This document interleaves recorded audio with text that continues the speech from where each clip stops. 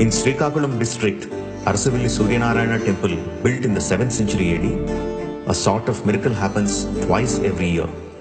When the sun transits from Uttarayana to Dakshinayana and vice versa, the Lord's idol placed deep in the inner sanctum of the temple is touched directly by the early morning sun rays. Near Tirupati, the same phenomena is believed to happen in Gudimallam Parasurameshwara temple for the past 2000 years. In Matrimandir, Puducherry, sunlight reflecting equipment is placed in such a way that the sunlight is directed into the center of the meditation hall. The ritual proposed here is a combination and extension of these ideas.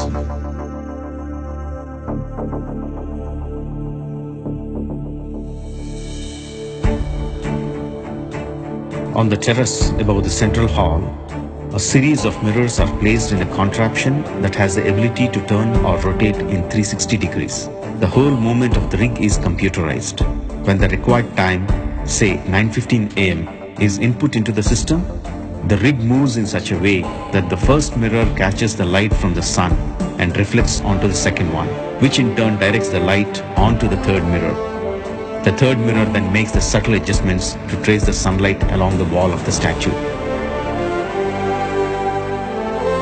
And exactly at 9:15 am, the rays touch the feet of Telugu Talli.